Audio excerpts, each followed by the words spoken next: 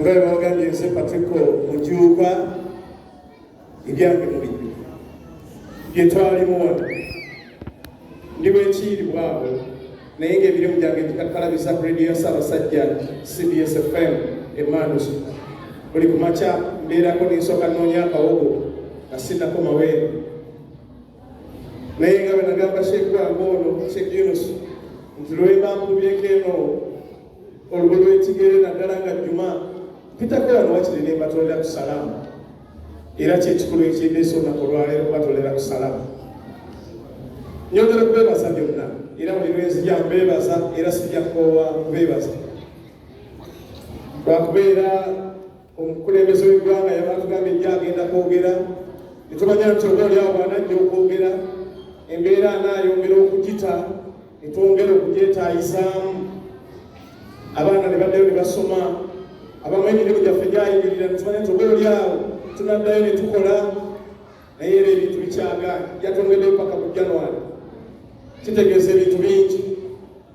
ekimu ku byo naddala ku bazadde abali wano kitegeeza nti tulina okwongera okukuuma abaana baffe ekimu ku bizibu ebisinze okubeera mu nsangi zino eza covid abaana baffe abato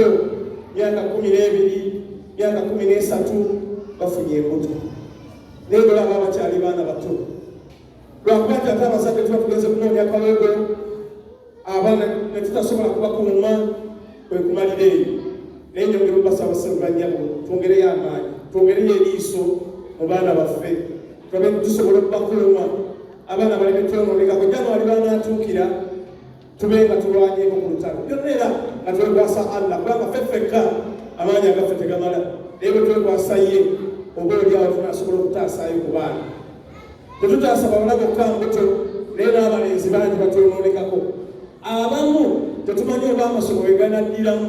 balaba bakyasobola okuddayo mu masomero naye nsaba ng'abazadde twongeremu amaanyi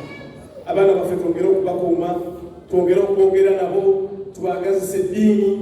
abamanyi ku ddiini tugisomesa abaana tubawe akadde akugayamba nti omwana obeera naye olaba afaanana bulala n'oyogerako naye olaba analukanaluka n'okubirira kubanga owaddeyo akadde tekijja kutugasa kumalira badde mu kunoonya ssente ng'abaana tetubalowoozezza nfaayo nnyo ku ky'abaana kubanga gwe mugigi ogw'enkya fe abamu tukuze tugenda naye eggwanga lyaffe tugenda direkera baki so ngira nenkirowoozaako era kyenvudde ngamba nti bwe mpitako wano akola kiri kagamba abazadde batukubiriza okugenda batugeme covid era nange kyensaba tugende batugeme oba oliawo banaakema okutugema nomwendo omukulu gwayagala ne guwera mangu tunaddayo tukakalabya enjaffe nsaasira bannange abasomesa fe olusi tuyinza okwerowoozaako baffekka naye bannaffe abasomesa abamaze emyaka 2 nga tayingiza wadde 10 tamanyira ddiro anaddamu kuyingiza olusi tubasaasira kyoze tubatusaba nti abasobola tugende twegemese tugende batugeme omwendo omukulu gwayagala guwere tudemu tugole emirimu gyaffe ffe kyekituluma ffenna tetujja kugwera ggulu genda kusaba ssente tetwagala batufuule bamasikiini ate tusobole okwekolerera kituluma gyamawanga agatuliraanye bo baata bo gye bali bonna abamu tebasiba n'amasomero paka leero emirimu basigala bakola paka leero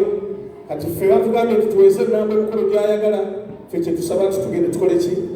twegemese oba oliawo kinaatuyamba ne tudda mangu emirimu gyaffe tugikakalabye nyongera kubeebaza basoni bajjemu mwebale nnyo mwebalire ddala mu ngeri y'enjawulo nyongera okwebaza akakiiko akali ku mulimu gw'okuzimba omuzikiti guno bannange mukoze omulimu gw'amaanyi naffe tetutambulira eyo tugenda twewaana tyolabye ekiri ewaffe